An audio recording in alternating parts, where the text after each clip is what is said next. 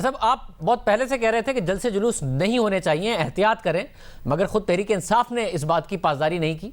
वजीर आजम ने खुद ने सवात में जलसा किया, फिर हाफिजाबाद में जलसा किया, जहाँ पीपल्स पार्टी और नून लीग जलसे कर रहे थे, गिलगित बल्तिस्तान में भी कैंपेन चला रहे थे, तहरीक इंसाफ ने भी किया।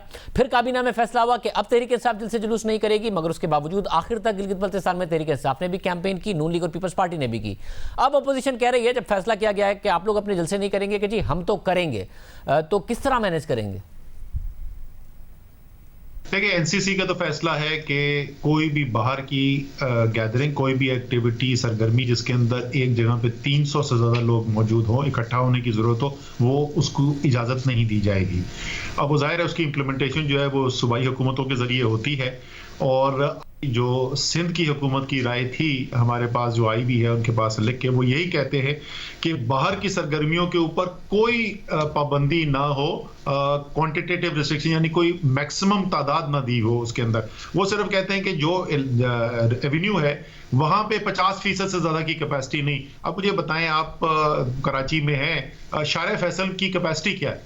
मतलब 50% तो मैं शारे फैसल के ऊपर 5 लाख लोग भी खड़े कर दूं तो फिर भी मैं ये कह सकता हूं कि ये कैपेसिटी नहीं है। और दूसरी, चाहे वो तहरीक इंसाफ हो या कोई सियासी पार्टी हो पाकिस्तान की, ये मुमकिन ही नहीं है कि जैसे ही आपके तादाद जो है वो 10,000, 15,000, 30,000 की लेवल पे पहुंच जाए कि कोई एसओपी वहां पे हो सके। ये नामुमकिन है। तो उसका वाहिद हल सिर्फ यही है कि तादाद को लिमिट किया जाए। अच्छा, ये ज्यादा जरूरी क्यों है?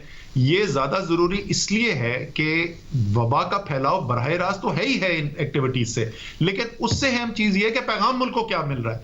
मैं कैसे किसी को जाके बोलूं कि तुम अपने कारोबार के अंदर ये बंदिश लगा लो और इसको, हालांकि तुम्हारा रोजगार चला जाता है, तुम मान जाओ ये बात, लेकिन कौमी लीडरशिप जो है वो अपनी सियासत के लिए जो है वो कोई अपने ऊपर कदम लगाने को तैयार नहीं है। तो अगर हम संजीदा हैं, अगर हम चाहते हैं कि पाकिस्तान के लोग एहतियाती तदाबीर पर अमल करें जिससे पाकिस्तानियों की सेहत की हिफाजत हो, जान की हिफाजत हो और उनकी रोजगार की हिफाजत हो, तो हमें लीडर होते हुए सबसे पहले अपने ऊपर यह कदम लगानी पड़ेगी।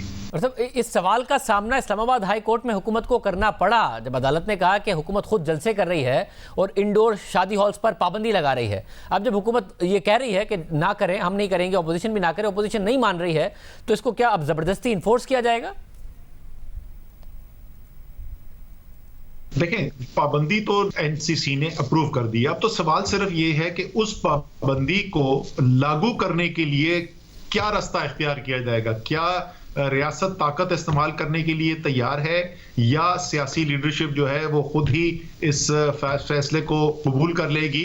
जिस तरीके से बाकी सारी कौम ने बड़ी मुश्किल फैसले, लोगों की रोजगार छिन गई, लोगों के कारोबार बंद हो गए, और सबने मान लिया इसलिए कि हुकूमत कहती थी और लीडरशिप कहती थी कि ये जरूरी है, तमाम पाकिस्तान की सेहत के ख्याल रखते हुए, लोगों का रोजगार ख्याल रखते हुए ये जरूरी है। इतनी मुश्किल आपने लोगों से तकलीफें बर्दाश्त करवाई, उन्होंने अपनी कुर्बानी दी, अपनी आमदनी की, और अब किस तरीके से पाकिस्तान का कोई लीडरशिप खड़ा होकर ये कह सकता है कि मैं तो अपना काम अब नहीं रोकूंगा, मेरा कारोबार जो है वो तो नहीं रोकेगा, लेकिन तुम अपना कारोबार रोक दो? ये मुमकिन नहीं है, नहीं हो सकेगा। सो मेरे ख्याल में तो हुकूमतों को अब ये इन्फोर्स कराना पड़ेगा।